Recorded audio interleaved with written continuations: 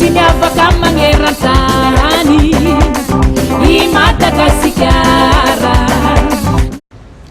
Valo amby dimampolo sivanjato sy arivo sivy ambin'ny folo sy roa arivo. Araiky amby enimpolo taona katroka androany efatra ambin'ny folo oktobra sivy ambin'ny folo sy roa arivo ny nambarana tamin'ny fomba ofisialy ny Repoblika voalohany eto Madagasikara. Manambahiny noho izany ny fandarana manokana amin'ny fahitalavitra eto Mahajanga amin'ity androany ity. Voalohany teny ny tokolasy tokovavy dia miarahaba tokolahy salama tokovavy. Manasanao sady ako anaraka ty fandarana ty ao anatin'ny telopolo minitra mahery-kely eo.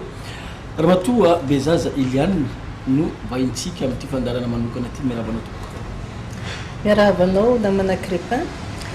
Faly miarahaba atsika malagasy rehetra tsy vaky volo tsy akanavaka na tratra an'ity tsingeritona fa raiky amby enimpolo taona lasy zay dia niala tamin'ny fangejana niditra tamin'ny fahaleovantena isika koa andro fety zany androany ka tsy azo adinoina. Eto indrindranao ary makasitraka tamin'ny nakenao ity fandarana manokana ty dikainao anao ny 14 oktobra. Angamba tsy tokony le hoay irery ny fanontaniana no mandeha fa izy io tsy amiko manokana aloha midika zava-dehibe ho azavaiko eto nefa tsika malagasy rehetra mitafiditra anatin'izany. Io zany tsy Eliana Bezaza tsy foko tsy mihety irery satria Philibert Tsiranana président Philibert Tsiranana no vinahitana sy angadinanana n'izany fahaleovantena izany fa malagasy rehetra ary ho hitantsika eto anatin'ity fandaharana ity ny antony vazavantsika eto. Eny ary lasa tsika ato anatin'ny fandaharana raha miresaka an'izany tsika 14 oktobra isaky ny taona ohatran'izao tsika vao maheno ary matetika enao no mba mivoy an'izany ho an'ny malagasy tsy vaky volo. Inona ny zavanitranga, inona ny zavanisy raha miresaka an'izany 14 oktobra zany raha ny daty voalaza antsika mbao? Raha tantara dia zavatra anankiroa no zava-dehibe nitranga tamin'ny 14 oktobra. Voalohany indrindra aloha teo zany no nivoaka amin'ny fomba ofisialy sy ara-panjakana avy tany amin'ny général de Gaulle zay filoham-pirenena frantsay tamin'izany fotoana ka nentiny Andriamatoa Soukado zay haut commissaire. Izy zany no solotena ny fanjakana frantsay teto Madagasikara. Ny lalàna dekretra izay nanafoana n'ilay dekretra nanjanaka atsika. Io manko zany misy resaka lalàna juridika zany. Voazanaka tsika tamin'ny fa 4 aogostra 1970 dekretra nanjanaka atsika tamin'izay ny frantsay nanao azy. Ka dekretra koa zany no nanala ny fanjanahana iny zay ny frantsay ihany koa nanao azy no ny fandresen-dahatra nataony Philibert Tsiranana. Mbola ao anatin'le partie voalohany ihany tsika ka tiako azavaina kelikely zay fandresen-dahatra zay satria betsaka ny olona reko manatsatso tsy manaratso hoe ay resaka fotsiny kainy natao ay izy ty sarobakolin'ny frantsay ay kanefa zany tsy malala n'le tantara tsara tsy ahivitsika fa tamin'ny taona 770 sy 700 dia nisy ny mahery fo ny firenena niady an'izany fahaleovantena zany. Amin'ny ambangovangony zany dia resitsika satria tsy azo manko le fahaleovantena tsy vitany resy fa betsaka ny malagasy maty. Inona ny antony? Ny herinao kely enao nefa hiady amin'ny lehibe, enao tsy manambasy ny sasany manana ny refitra ny ady. Inona ny zavanitranga? Maty no vonona no saziana. Raha ohatra kefa maro zany ny olona maty, ny olona vazaha maty any tsy mihoatra ny 300 satria tamin'ny voalohany zany le olona mahery fo reo hoe hamono vazaha fa ny gasy samy gasy ny famono tompoko nisy guerre civile tamin'io dia mandeha any amin'ny ray alina mahery gasy samy gasy ny famono. Dia rehefa avy eo ny fanasaziana nataon'ireo vazaha noho ny zareo naharesy nahamon'olona any amin'ny 100 000 personnes. gasy voasazy ny sasany natao anatin'ny fiarandalam-by dia niaraka nytifirina daholo ny sasany nalatsaka avy any hélicoptera navarina andavaka betsaka zany zavatra nahazony malagasy ary izay sisa tavela kely tsy maty mifona nandoalika mandady tany amin'ny vazaha hoe mifona re vazaha mifona tsy hanao tsony zay ny zavatra nisy fa tsy tantaraina zany hoe ho an'ny olona zay niaina tamin'izay fotoana zay dia zavadoza zany hoe ady ho an'ny fahaleovantena ka inona zany to anatin'ny saintsiranana ilaina ny fahaleovantena fa kosa tsy azo atao hoe enao kely iady amin'ny lehibe tsisy dikany manko zany marina fa tia tanindrazana fa mba mila fieritreretana fa tsy entina monona tena sy amonona ny mpiarabelona rehetrarehetra ka zay no natonga azy tena milaza hoe mila fahaleovantena tsika fa amin'ny resaka amin'ny fandresen-dahatra amin'ny ady juridika ka zay zany nataony nanomboka tamin'ny 1948 nakaty izy moa zany dia marioko fa tsy teto mihitsiny tamin'ny fotoana nisy ny tabataba le ady tamin'ny 7 satria tamin'ny taona 9 izy nahazo bourse nandeha any andafy nianatra nanao professeur satria izy efa mpampianatra dia nanao professorat ka misy zavatra roa zany voalohany aloha izy tsy teo faharoa tany andafy izy io daty io zany 1946 dia taoriana kely ny ady lehibe faharoa ny tany andafy tamin'izany tompoko dia tena fahoriana satria nivoaka ny ady nanomboka tamin'ny 7 anoanana fahoriana jaly dia izy zany tena nahita hoe ahoana ny jaly nyreto vazaha reto tena zany hoe affaibli manjary malemy ary ahoana koa ny fomba nataony tsikelikely na hamafy azy tsikelikely zay tsy ranana nahitan'izay tany antoerana zay ka tsy nitantarana ka zay ihany koa zany izy koa zany dia niaina tanatin'ny alahelo ny zavatra nandalo tatina dia tsy teo azy za tantany hoe nandeha ny négociation rehefa nandeha le négociation nanaiky ny frantsay hoe nda oary fa omena fahaleovantena misy olona le décret milaza fahazanatany frantsay taoriana zay inona ny zavanitranga azotsika lay fahaleovantena tamin'ny alana ny négociation nataon'ny filoha Philibert Ratsirana sy ireo équipe zay niaraka taminy inona ny zavanitranga taorianan'izay dia io zany le faharoa tamin'ny voalohany teo tsy maintsy mifidina amin'izay hoe inona ny sata hitondrana nyty Madagasikara ty satria fantatra fa talohan'ny fanjanahantany misy fanjakana maromaro teto fa tsisy repoblika zany fa fanjakana nandrina ary ny fanjakana nandrina moa dia fantatra fa misy ny sata amin'ny olombelona tsirairay ianao zany karazan'olona arakaraky ny fiterahanao rehefa zanakandrina ianao dia natao hazo fahefana na nambola rehefa zanakandeva ianao dia natao hanompoolona ka ny satany fidina zany tamin'io 14 octobre io dia nisy ny conseillers provinciaux 430 nivory teto Antananarivo avy amin'ny faritra rehetra nandeha nifidy ny sata hitondrana ny Madagasikara izay sata efa nataony frantsay proposition kosa zay ny tena izy hoe ianareo ve aleo tena ao anatin'ny fiarahana miaraka amin'ny frantsay marobe natao hoe communauté sa aleo tena rery dia ho tapaka tanteraka ny fiarahana aminay zay zany no fanontaniana nataony frantsay ka ny eto Afrika rehetra nisy an'izay tsy Madagasikara rery ihany satria tokony lazaina ihany koa fa efa fotoana koa zany ny général de Gaulle nahatsapa fa efa mavesatra amindry zareo le zanatany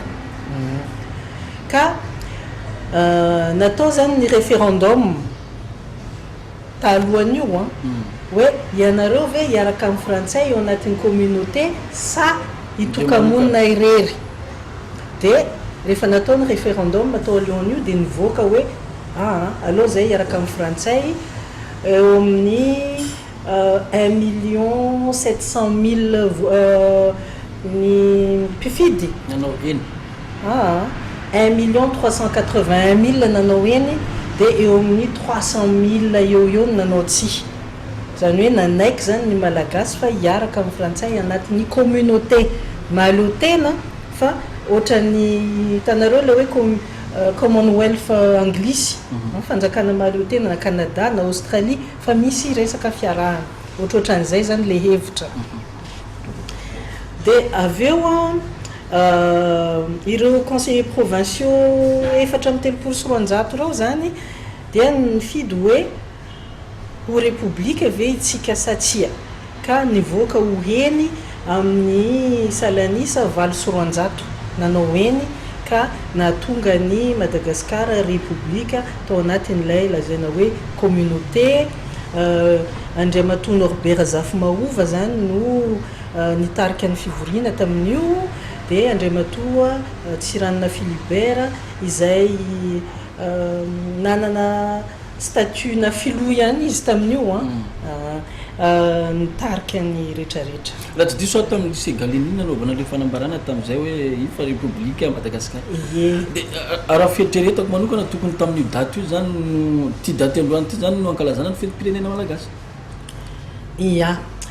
zany hoe misy fety anankiroa zany ny firenena malagasy io 14 octobre io izay io zany ny tena izy satria io ny alany le fanjanahantany io ny navian'ny république fa zany hoe ta théorina afangaron'olona ny république sy ny république voalohany anefa dia nitohizana ihany hoe faharoa fahatelo fahaefatra dikan'izany mbola misy référence ao ihany zany madame Eliana anao secrétaire national ny antoko PSD mivoy anazy io foana ny tena zay ny objectif ny PSD ihany koa efa mba nisy ve ny fankalazana avero kely efa ntaniko teo efa mba nisy ve fankalazana ny arany malagasy rehetra ny 14 octobre nisy kely fa tsy naharitra tamin'ny fotoana na premier ministre ny Andriamatoa Omer Berizika ny 2012 tao anatin'ny tetezamita dia nisy kely an'izay tao anatin'ny ray taona dia aveo rehefa tonga moa ny fitondrany Andriamatoa Rajaonarimampianina dia tsy natao intsony da hatramin'izay ka hatramin'izao ka zahay dia tena mbola mangataka tsy mitsahatra mangataka foana ary mampatsiahy foana fa tsy rariny kosa raha ohatra ka avela ho adinoina fotsiny amin'izao lay daty marina fa misy ny 20 jiona izay raha ny tena marina ne fetin'ny miaramila ary teo koa zany ny tena nahazahoana ny valiny teny ny assemblée nationale frantsay sy malagasy nanaiky an'ity zavatra ity ny 20 jiona 790 zany hoe mbola betsaka ny lalana nodiavina tao arinan'ity fanambarana fahaleovantena ity nanambarana hoe akatoavina lay ma république ny Madagascar tamin'ny 14 octobre betsaka ny lalana nodiavina mbola nanao transfert de compétence mbola nanao be dia efa azo amin'izay zany hoe manaiky daholo ny assemblée nationale rotonta ary efa vita ny transfert de compétence zany hoe ny dossier satria tsy maintsy mandalo amin'izay manko ny dossier administratif rehetrarehetra namena ny malagasy zay dia zay vita iny 20 jiona amin'izay sady nanao fetin'iny no nanao fetiny lazaina hoe souveraineté satria nitsangana amin'izay zany ny tafika malagasy amin'ny tantara tena mamaky boky mijery tantara nisy ny ataontsika hoe takelaka milaza hoe tatako zao hitondrana ny république ny Madagascar tamin'izao raha ny zava-misy enantsika taorinan'izay république voalohany mifandraika amin'izay ve ny zava-misy tena tsy mifandraika aloha raha ohatra ka hoarina ny tamin'izany sy amin'izao ny république voalohany dia tena niaina tao anatin'izany lazaina hoe soatoavina républicaine izany ina moa zany soatoavina républicaine dia ezaka io moa zany tsy maintsy misy foana le hoe idéal fa ny anjaran'ny fitondram-panjakana dia miezaka natratra an'iny na dia tsy hoe zato isanjato aza hoe tonga lafatra fa tokony hita taratra kosa le ezaka ny soatoavina dia ny fitovian-jo satria efa nilazaiko teo fa tsy nitovy zo ny olona taloha rehefa zanak'andevo zany anao de zanak'andevo tsy manana zo sata mihitsy anao hoe hiakatra ambonimboniny zay tamin'ny andro taloha ka foana zany iny fa mitovy zo daholo na olona fotsy fiodirana na mainty fiodirana na mavo fiodirana amina mena fiodirana na zanak'olona mijaly na zanak'olona manambola na lehilahy na vehivavy zay na finoana inona na finoana inona ary na foko inona na foko inona dia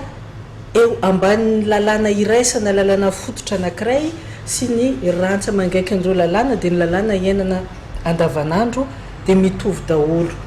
ka setrin'izany a ny fianarana ataonao ny fiezahanao manokana ny finiavanao hampandroso ny tenanao zay zany no fototry ny fahombiazana ka ny asan'ny fitondram-panjakana dia manome n'ilay tontolo izay mifandraika an'izany mampirisika ny olona mba ho tafita ara-sosialy ara-ekonomika ara-politika ary koa mandrindra izay fiarahan'ny olona rehetra tsy mitovy ao anatin'ny fiarahamonina izay mba samy ahazo ny fanantenana ny zo maolo-pirenena azy ka ny fahaizan'ny fitondram-panjakana mandrindra n'io ny fiarahan'ny olona rehetra io miaina zay no atao hoe nation firenena zay satria mahatsiaro tena zany ny olona na dia tsy mitovy aza fa izahay dia iray firenena izahay dia olona anankiray ka noho zany anao zay ho vitanay rehetra izahay nohoan'ny firenena sy miresaka madame Eliana indraindray rehefa miresaka an'io indrindra fa maresaka zany tambatra serasera miresaka n'io zavatra lazainao zany mibena antsika any amin'ny tondrozotra ny tondrasana ny republika voalohany de misy miteny hoe fataloha zany tam'izany ara filiberatsiranana tsy teo tam'izany inona ny toakevitra hoe tsika nazavan'izay amin'ny vahoaka hoe tena zay tokoa ny tena polotry ny republika izy io manko tsy resaka hoe filibertsiranana fotsiny hoe marina izy efa maty fa tsika mbola velona ary manana taranaka ka le zavatra fanontaniana mipetraka zany dia hoe inona moa zany no tena tiatsika anjaka amin'ity firenenantsika ity moa ve tsika hiaina amin'ny hiverina amin'ny fanjakana nandrina sa anao fanjakany baroa zany hoe tsy dia misy lalàna fa zay mahery na ara-bola na ara-totondry na ara-basy no manjaka sa mila fanjakana mandeha amin'ny rariny sy ny hitsiny ary ataoko fa ny fanjakana zay nateraky ny republika dia le anankiray mandeha amin'ny rariny sy ny hitsiny resaka choix io fa rehefa tsy natao tsinitsinina zany le 14 octobre dia hita fa ny bolisatra moramora nanomboka tamin'ny 1972 ka hatramin'izao any amin'ny fanjakany baroany atsika ary mandainga zay miteny fa republika tena manamaizy azy non fa ny fahitako azy raha amin'izao tsika miteny zao dia zay manambola ihany no manana ny rariny inareo ve mba efa nisy fotoana taorinan'izay efa nisy fotoana nisy karazana négociation natao niaraka tamin'ny mpitondra fanjakana tarikajy hoe hiverin-dalana hoe atinga ny tena lalana fa satria matetika nareo hita any amin'ny fahita lavitra foana manazava reny indraindray re mpitondra fanjakana reny tsy mijery fahita lavitra dia mba efa nisy fotoana ve nisy karazana fionambe mihitsy na hoe fionana tamin'ny mpitondra ambony teto Madagasikara hoe jaune ny tena soatoavina napetraka ny républicaine ya raha ny tena marina aloha hatramin'izay nanaovako politika zany hoe tamin'ny 2024 dia tsy raharahin'ny mpitondra fanjakana mihitsy io sujet io izahay dia niantso nanoratra matetika manoratra manazava fa tsy mbola nisy valiny hatramin'izao tsy vitan'izany nanao exposition zany hoe manao zavatra zany mba ho hitan'le mpitondra fanjakana hoe ty zavatra ty ne